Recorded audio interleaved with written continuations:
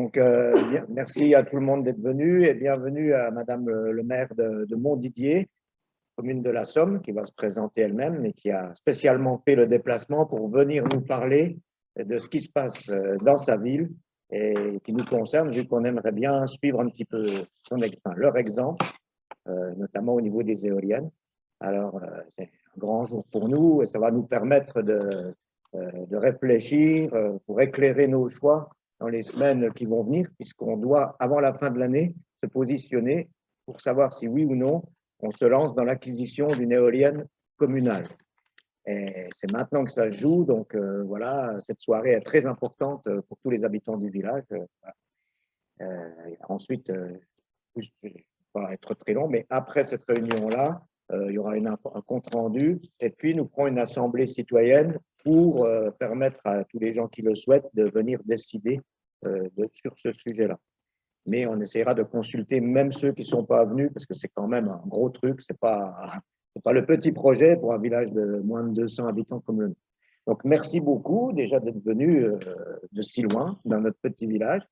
Nous accueillons aussi des personnes de Lorraine Énergie qui sont venues en observatrice parce que le sujet les intéresse, puis aussi parce que peut-être ils nous accompagneront dans ce projet ou nous donneront des tas de conseils d'ordre juridique et tout ça. Donc, tous les protagonistes sont là ce soir pour nous permettre de poser les bonnes questions et d'avancer dans les meilleures conditions. Donc, avant de vous donner la parole pour vous présenter, juste puisqu'on a des personnes extérieures, dites qui vous êtes. Je me permets d'enlever le masque pour le visage, c'est quand même plus sympa.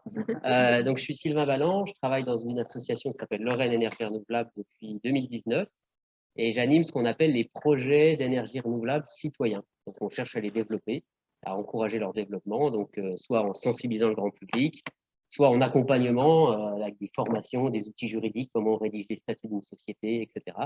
Ou soit en mettant en réseau tous les projets qui existent déjà. Heureusement, ils n'ont pas attendu qu'on arrive pour les faire, les projets citoyens. Donc, depuis 2019, on existe, mais en Grand Est, depuis 2016, il y a eu les premiers projets citoyens. Par exemple, des centrales hydroélectriques à Épinal, où ils ont tapé des anciennes machines qui sont détenues par des habitants d'Épinal. Et autour, il y a un projet dans le Saint-Ouen, d'ailleurs, Patrick est par là, et puis Émilien, c'est Émilien, j'ai toujours un doute avec ton frère, qui travaille, enfin, qui est dans le Saint-Ouen et qui ont créé une société citoyenne pour installer des panneaux sur les toitures des villages. Et voilà, donc moi, ça m'intéresse énormément, ce type de témoignage, parce que notre association fait plein de missions autour des énergies renouvelables, et aussi pour le volet citoyen, pour voir est-ce que c'est un lien ou pas, est-ce que c'est 100% public ou pas. Tous les modèles-là nous intéressent beaucoup. Et puis rapidement, donc du coup, ouais, je suis donc alternante chez Lorraine Énergie Renouvelable, donc auprès de Sylvain. Donc j'accompagne aussi pour les projets citoyens. Et donc j'étais déjà en stage depuis mars, et donc là encore une alternance jusqu'en juin. Alors, Catherine Quignon-Le-Tyran. Alors, je me permets de ôter mon masque parce que je n'êtes pas tout à fait en proximité. Je suis vaccinée 3 fois immunisée, donc normalement, ça devrait aller. Alors, moi, je viens vers vous très heureuse de voir qu'une commune de 200 habitants, enfin moins de 200 même, s'interroge. Déjà, à partir du moment où on commence à s'interroger, c'est qu'on a envie de s'emparer en partie du sujet. L'expérience de Montdidier a été atypique et a été très longtemps un peu fer de lance. Pourquoi nous gagnons en 2001 la municipalité de Montdidier. Montdidier, 6500 habitants, une sous-préfecture, 100 km de Paris, 100 km de Rouen, 35 de Compiègne, 35 d'Amiens. Niché au milieu de rien, on va dire, et qui a pourtant beaucoup de patrimoine, comme la plupart des communes de France, mais on ne le sait pas. On examine les comptes, et quand on examine les comptes, la commune est en difficulté financière, n'a pas de ressources, et on a pris un engagement pendant la campagne électorale, c'est de ne pas augmenter les impôts. Face à ça, et avec la volonté de vouloir respecter cet engagement, très vite, on va s'interroger dans un premier temps sur les pistes de gisement économiques et pas écologiques. Et dans les pistes de gisement économique, on a beaucoup de terrain, donc on peut augmenter notre population en se disant qu'à un moment donné, il faut ouvrir à l'habitat ces parcelles et donc aider à une forme de reconversion des parcelles agricoles. Et on a une régie municipale d'électricité. Cette régie, elle fait partie des entreprises locales de distribution. Vous en avez une très grosse ici à Metz, pas très loin, qui est une entreprise locale de distribution. Ce sont ce qu'on appelle des ELD qui ont été constitués au moment où le territoire français va développer l'énergie avec un très gros partenaire qui s'appelle EDF, va nationaliser donc, et en même temps ne va pas pouvoir couvrir tout le territoire. Vous allez avoir sur le territoire ce partenaire qui est un partenaire historique, des entreprises locales de distribution, et puis parfois ce qu'on appelle des SICAE, je ne sais pas si vous en avez ici, mais on a donc des syndicats d'agriculteurs qui se sont mis ensemble pour aller couvrir les zones les plus éloignées. Donc nous, on est avec ça, avec ce petit bijou dont on n'a pas forcément conscience et on se dit comment faire. Et dans le comment faire, quand vous n'avez pas d'argent, la première chose que vous faites, si vous ne voulez pas augmenter l'impôt, c'est vous allez traquer vos dépenses de fonctionnement.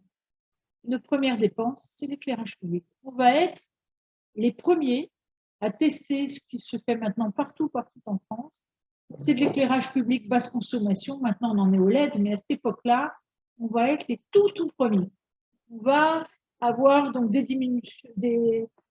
moyens de diminuer la puissance, etc. Et on est donc en 2001-2002. Et finalement, ça va faire écho. Et partout en France aujourd'hui, vous avez de l'éclairage basse consommation. Dès qu'on change, on passe au LED. Donc, c'est devenu un enjeu vraiment public dans toutes les communes et quelle que soit leur taille. Mais ça ne suffit pas. Ça n'est pas suffisant pour qu'on équilibre un budget, ça n'est pas suffisant pour dégager de la recette. Là, comme on a cette fameuse régie de l'électricité, on va commencer à réfléchir sur comment, au-delà du nombre d'habitants qui va venir agrémenter nos finances, comment on va pouvoir déployer des opérations et essayer de générer des recettes. Dans les pistes, il y en a une qui s'appelle l'EOD.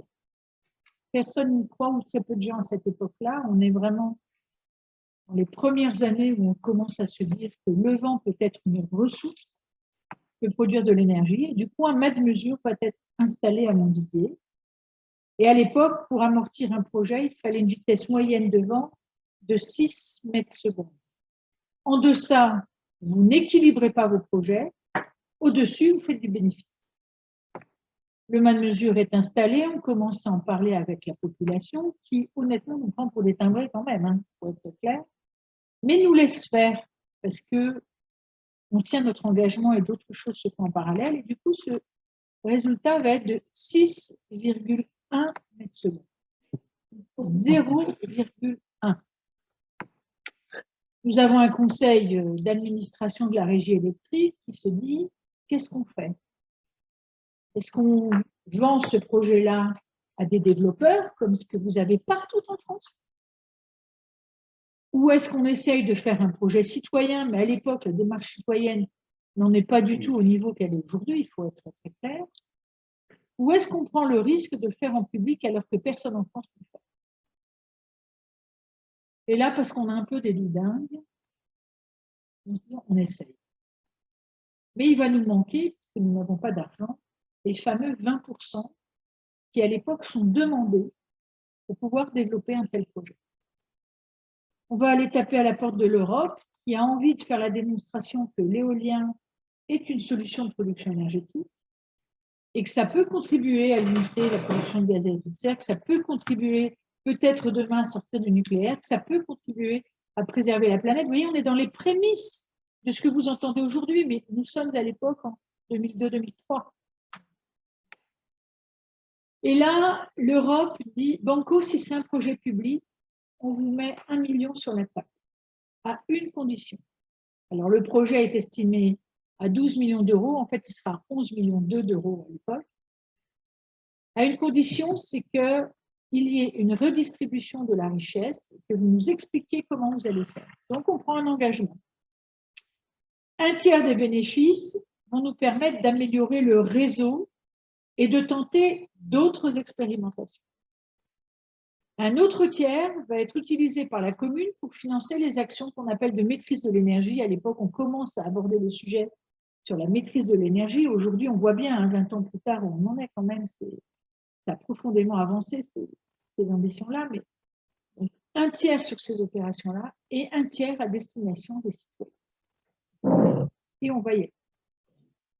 À ce moment-là, je vais rencontrer le président de région dit, hein, pour nos communes entre Amiens et Compiègne, je ne sais pas s'il y avait 10 éoliennes déjà installées au total. Déjà, à ce moment-là, il y avait très peu sur le grand instant. Et le président de région dit, ben moi, je veux bien croire à cette histoire de projet public. Donc, je mets 1 million d'avances remboursables sur la table. Vous me les rembourserez en fonction du productif. Donc, les 2 premières années, parce que quand vous allez faire votre projet, les premières années, ça vous coûte un petit peu. C'est après que vous allez amortir, mais souvent les 2-3 premières années, il faut les travaux, les centres, etc. Il y a un peu de surcoût. Donc là, vous arrivez à équilibrer votre projet, mais vous n'avez pas forcément votre redistribution immédiate. Quoique, quand on regarde votre projet, je pense même que vous l'aurez tout de suite. Mais bon, nous, à cette époque-là, on est les premiers, ça démarre. Donc, ils vont nous donner 1 million d'avances remboursables que nous devons rembourser en 5 annuités de 200 000 € en fonction du productif. C'est-à-dire que soit on atteint le productif qui nous permet de rembourser et on donne les 200 000 à la région, soit nous n'atteignons pas cette année-là, parce qu'il n'y a pas eu assez de vent, nous n'atteignons pas cette année-là le productif et on ne rembourse pas, elle est décalée de l'année. Soit on a eu une excellente année et on rembourse un peu plus vite. Et l'objectif du président de région de l'époque, qui est le prédécesseur de Xavier Bertrand, et c'est pour ça qu'on comprend pourquoi ce dispositif a été arrêté quand on sait que Xavier Bertrand est anti-éolien. L'idée du président de cette région-là, de l'époque, qui s'appelait Claude Gévert, c'était j'aide une commune, ça marche, elle me rend l'apport que je lui ai donné pour qu'elle réalise son projet, et du coup, j'accompagne la commune d'à côté. Et je le fais avec d'autres. C'était ça l'idée. Ça a marché, on a pu aisément rembourser ses prêts, très facilement, et dégager des bénéfices. Grâce à cette opération qui a été ambitieuse et qui était vraiment très novatrice dans le paysage à ce moment-là, on a tenté de convaincre, mais c'était compliqué parce que le lobby éolien est quand même très bien organisé. Et il faut savoir que dès que vous laissez des éoliennes privées, quand ce ne sont pas les citoyens qui les portent, quand ce ne sont pas les collectivités, vous alimentez la plupart du temps des fonds de pension. Ce n'est pas forcément condamnable, mais quand on a une richesse locale, autant qu'elle profite à ses habitants et aux gens qui vivent sur le territoire. Ils ont les mâts d'éoliennes en face d'eux, et quel retour ils en ont. Les communautés de communes souvent oublient de dire qu'elles touchent les impôts forfaitaires sur les entreprises de réseau qui sont non négligeables. Et on devrait pouvoir exiger, mais ça n'est pas encore dans les réformes qui existent en France, ni dans les lois, mais on devrait pouvoir exiger de dire vous touchez tant au niveau des communautés de communes, combien vous rendez à vos territoires? Quelle politique vous mettez en œuvre avec ces indemnités? Nous, ce petit projet-là, 4 éoliennes, vous pouvez s'imaginer ce que ça pouvait représenter à l'époque, 11 millions d'euros pour une petite régie, je pense que c'est presque l'équivalent de l'effort que vous avez envie de faire avec votre éolienne aujourd'hui. On y va de manière audacieuse en disant qu'est-ce qu'on risque? Ne pas générer beaucoup de bénéfices, peut-être. Se planter parce que là, ça ne marche pas. Là, c'est un risque. Ou alors que ça marche. L'hypothèse de ça ne marche pas, on était quasiment sûr qu'on produirait de l'énergie puisque partout en Europe, s'étaient développés les parcs éoliens. Il n'y en avait pas en France, mais il y en avait ailleurs. Et souvent d'une puissance plus importante. Donc ça, c'est quelque chose que vous pouvez tout de suite rejeter comme hypothèse. Après, c'est le pari du gain. Mais est-ce que votre vocation, c'est forcément de gagner beaucoup tous les ans ou est-ce que c'est d'essayer de contribuer à votre niveau à améliorer une prise en compte quand même de l'enjeu climatique dont on ne peut plus aujourd'hui s'extraire parce qu'on sera tous touchés. Si ce n'est pas nous, ça sera nos petits-enfants, etc., les générations qui suivent, mais on a quand même cette responsabilité-là. Et puis, c'est aussi aujourd'hui d'essayer avec ce qui est votre patrimoine local, et le vent, c'est votre patrimoine local, d'essayer de financer d'autres politiques. Nous, grâce à tout ça, qu'est-ce qu'on a pu faire? Montdidier a été la ville de la première chaufferie bois de Picardie, toujours avec ce président de région qui croyait aux énergies renouvelables. Première chaufferie bois de Picardie, très vite, on se rend compte que cela n'est pas suffisant parce que finalement, la chaufferie, elle alimente un bâtiment. C'est un peu dommage. On peut essayer de raisonner en réseau de chaleur.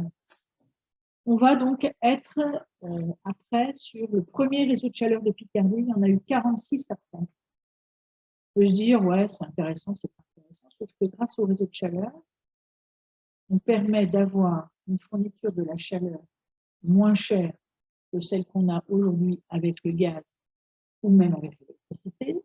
Et on a pu structurer la filière bois, c'est-à-dire qu'en fait, on était organisé avec des artisans forestiers, l'entretien, etc. On ne met pas le bois de très bonne qualité dans la chaufferie, mais en tout cas, 46 réseaux de chaleur existent dans cette région où n'existait pas. Des filières de formation ont été mises en place, des filières d'emploi ont été créées. Donc ça a été une vraie réussite. On a un hôpital, ce n'est pas votre dimension, mais on a un hôpital. L'hôpital a économisé 80 000 € sur sa facture de chauffage. Je veux dire, sur un budget de l'hôpital, ce n'est pas énorme. 80 000. L'hôpital donc, va économiser ces 80 000 et va remettre cet argent-là dans l'implantation d'un laboratoire. Aujourd'hui, ce laboratoire traite tous les bilans de l'établissement, mais tous les bilans des établissements qui sont à 20 km à la ronde et qui n'ont pas les moyens d'avoir de propre laboratoire. Il est ouvert au public aujourd'hui, donc notre population peut aller faire ses bilans dans ce laboratoire qui est un service. Ça a contribué à ça. Mais ça ne suffisait pas à notre volonté puisqu'on voulait aller encore plus loin.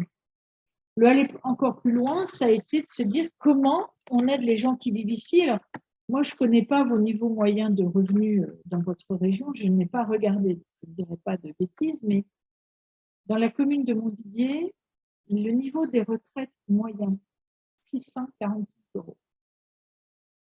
645 €, c'est très peu dans des régions où il fait froid, où les maisons n'ont pas été bien isolées.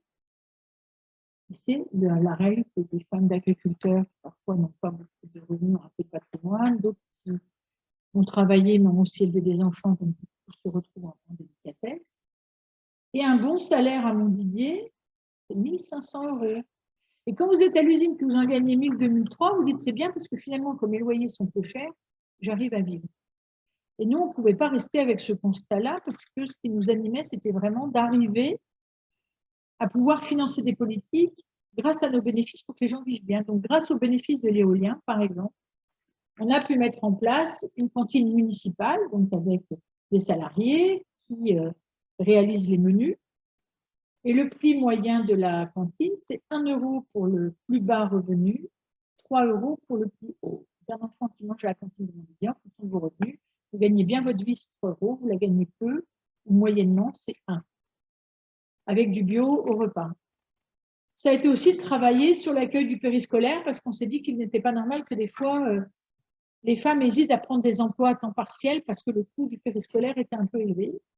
Donc nous, c'est 30 centimes que vous mettiez votre enfant de 7h30 ou à 8h ou à 8h15 jusqu'à 9h, c'est 30 centimes.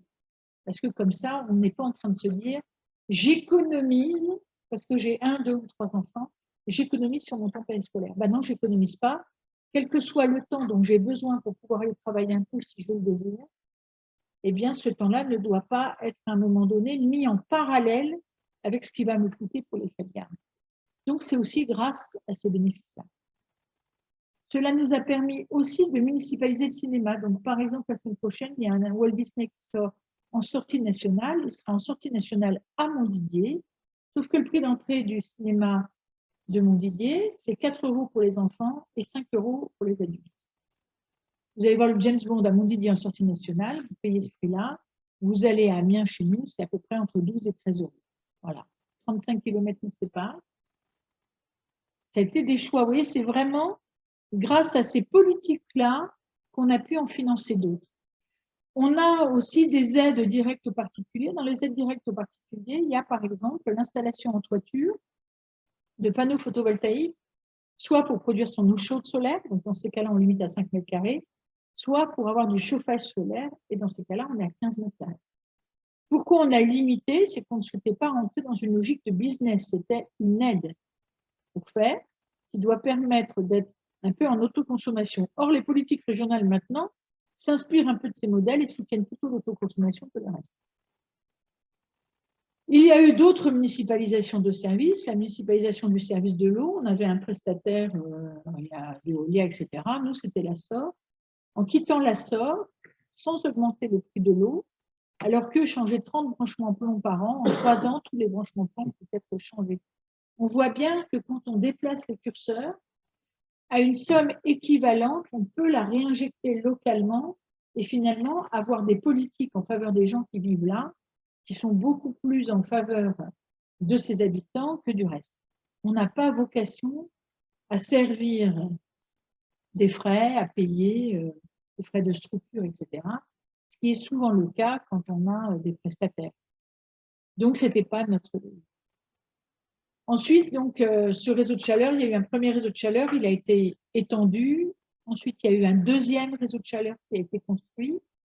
Donc là, nous avons à peu près une bonne moitié de la ville qui est couverte par les réseaux de chaleur. Il y a une unité de cogénération qui a été implantée. Unité de cogénération donc, qui nous permet à partir du gaz de réinjecter quand on est en période fort froide, etc.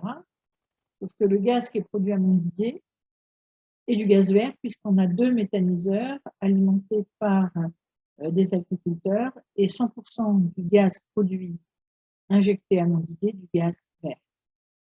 C'est une chance pour nous, même si, au passage, j'aurais préféré qu'on ait dans nos méthaniseurs que du déchet et pas forcément parfois du produit sain. Mais bon, c'est comme ça pour le moment. On a bien conscience qu'il faut aussi des temps d'adaptation et qu'on ne peut pas tout faire tout de suite. On ne peut pas, on est dans une phase de transition, ça porte bien son nom. Ce n'est pas une rupture brutale, il faut accompagner les choses, il faut les mettre en œuvre.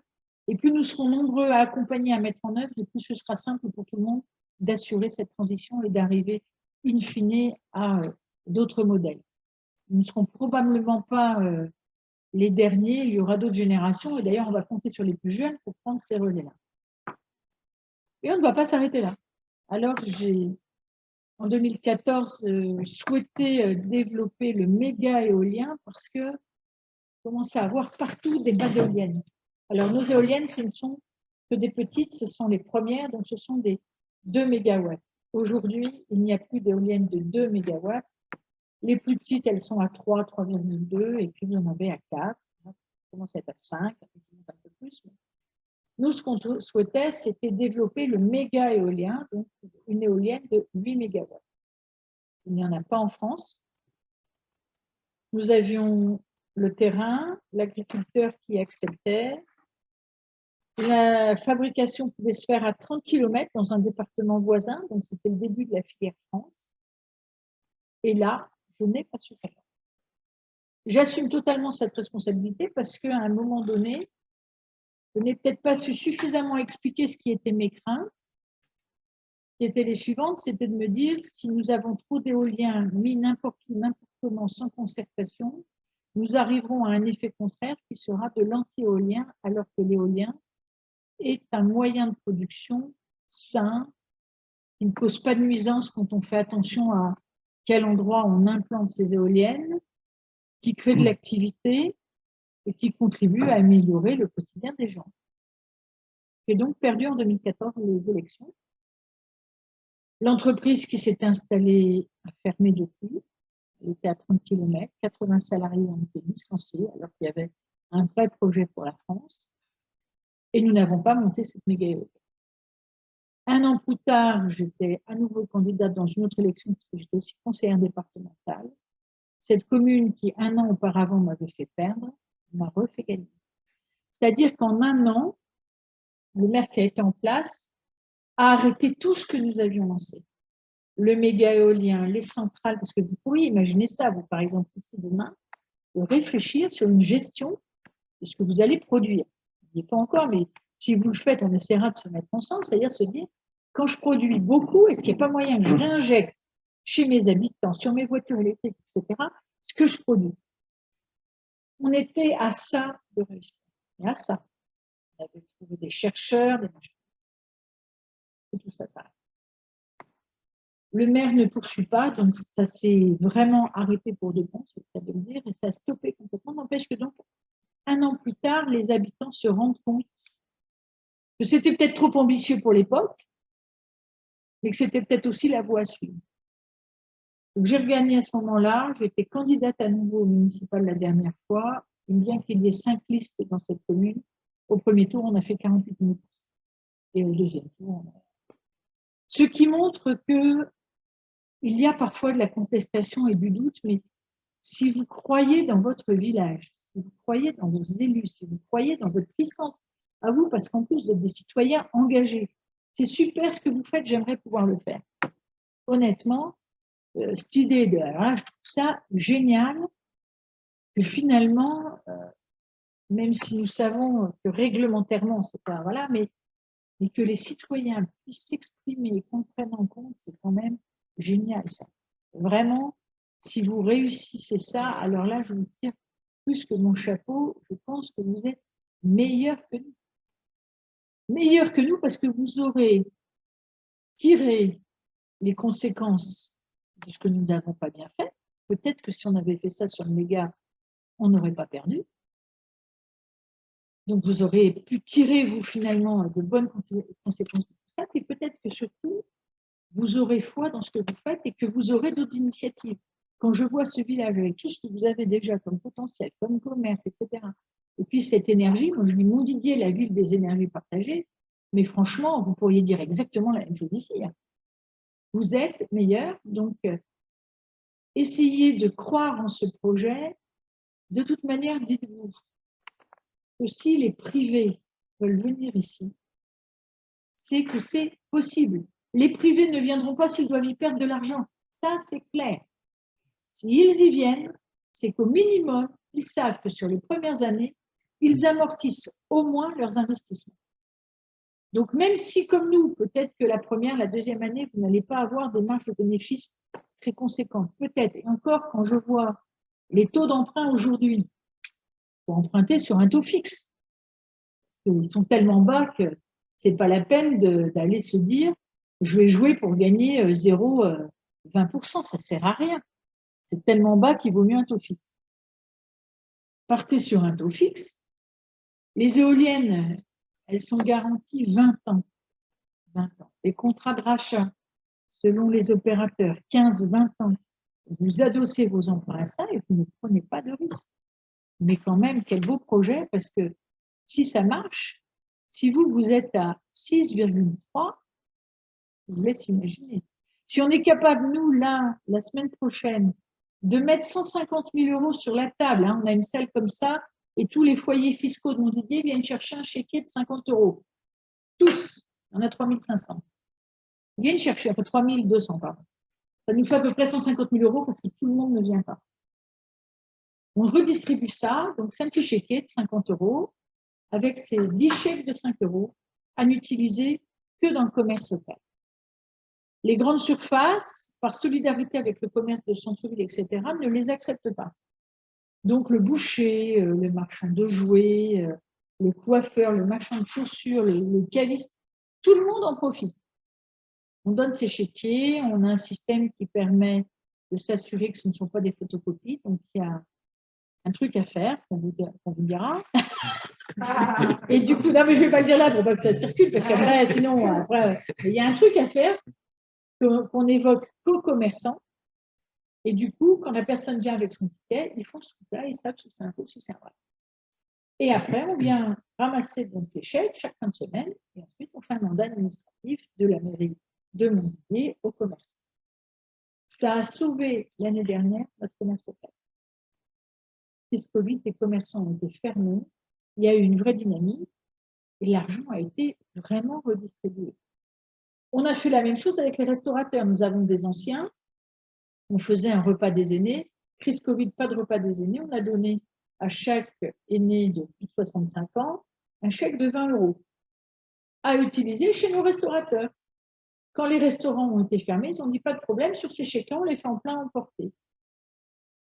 Ça a été pour eux une diversification d'activités et aujourd'hui, ils nous disent finalement, on était contre le emporté, on a réouvert, maintenant on maintient le emporté. Vous voyez, tout ça, ça a permis d'amorcer des pompes à l'échelle locale et de se dire comment on fait. Donc, pour nous, l'enjeu maintenant de 2022, c'est que Montdidier s'efface complètement, qu'il n'y ait plus de facture énergétique pour la ville de Montdidier. Je ne veux plus faire un chèque à ma régie, que j'adore hein, quand même. Donc, le deal qui est trouvé avec eux, c'est de se dire, bien, on a aussi du soleil, puisqu'on a une centrale photovoltaïque. Donc, on va utiliser le soleil et on va implanter donc, des panneaux photovoltaïques. Alors, il y a une opération qu'on peut dire bien et une qui est moins bien, mais dont on a besoin si on veut pouvoir se passer. Là, bien, c'est construire sur un terrain de rugby qui est à l'abandon une halle photovoltaïque qui alimente une école, une piscine, une salle des fêtes et quelques résidences autour, parce que quand vous faites ce genre de production, il est bien d'avoir des consommateurs in fine qui sont là la journée. Les gens ne sont pas là, ça a moins d'intérêt. Donc ça, c'est la belle opération. Il y en a une qui, au niveau environnemental, est un peu moins belle, mais tant pis, il faut qu'on le fasse. C'est qu'on met des panneaux solaires, mais au sol. Ça, c'est moins bien, parce qu'on ne vient quand même pas que sur de la friche. On n'a pas 30 hectares agricoles qu'on va prendre. Elles sont enclavées, mais c'est un peu dommage de le faire pour le moment. On se dit que tant pis, elles vont être gelées pendant 15 ans ou 20 ans, mais qu'au moins, elles vont nous permettre de passer cette transition avec cette augmentation de l'énergie qui est annoncée, qui devient complètement folle. Hein. Il y a, quand vous regardez les prix d'achat de l'énergie, quand vous avez des entreprises comme ça d'électricité, vous vous rendez compte que le prix, ce n'est pas du simple au double. On est des fois multiplié par 200, par 300, c'est un truc de dingue. Et si on devait répercuter ça sur les usagers, ça coûterait beaucoup trop cher. Donc, le moyen de le maîtriser, c'est de fabriquer sa propre énergie. Vous, avec une seule éolienne, vous êtes tranquille. Hein. Vous allez couvrir bien au-delà de vos simples besoins de votre village. Vous allez être obligé d'en réinjecter et d'en revendre ailleurs. Donc là, quand on regarde un peu où vous en êtes, l'étude de faisabilité, entre guillemets, potentielle est faite. Vous pouvez réinjecter parce qu'il faut des postes sources. Donc, vous n'avez pas de poste source à payer, ce qui est quand même très intéressant. Je ne connais pas le kilomètre de raccordement chez vous, mais nous, c'est quand même 100 000 € quand on veut faire des kilomètres. Voilà. Mais là, vous, à mon avis, si vous avez un poste source, ça veut dire qu'il n'est pas très loin, donc vous n'allez pas avoir ces coûts-là. Ce sont des coûts importants. 5 km au poste source. Nous, on était à 10 km. Vous voyez, c'était voilà. Mais l'intérêt d'avoir le poste source, c'est que vous n'avez pas à investir pour en faire un nouveau, et ça coûte très, très cher. Quand vous avez le poste source, ça veut dire qu'en gros, quand vous allez produire beaucoup d'électricité, vous allez consommer d'abord chez vous, parce qu'en énergie, les ions, c'est un peu feignant, donc ça va là où on les appelle, hein, le plus près possible. Puis si vous n'en avez pas besoin, ça va repartir dans le réseau pour les autres. Donc voilà, moi je ne peux pas vous influencer. La seule chose que je peux vous dire, c'est que dans une commune qui n'avait pas d'argent, qui n'avait pas de potentiel, ça lui a sauvé la vie. Ça a permis de rendre une qualité de vie à nos habitants qu'ils n'avaient pas, qu'ils n'avaient plus. Et puis, si nous avons été réélus comme ça, malgré le contexte, je suis sur une étiquette de gauche, dans un secteur très, très à droite. Si on a été réélu, c'est qu'à un moment donné, je pense que la population s'est dit, finalement, ce choix-là, c'était peut-être pas si déconnant, et que la sensibilisation aux enjeux climatiques, elle devient de plus en plus prégnante. Demain, les générations futures nous demanderont ce que nous avons fait pour elles. Parce que nous, on a hérité de nos anciens, et dans ce que nous avons hérité, il y avait quand même un modèle très protecteur.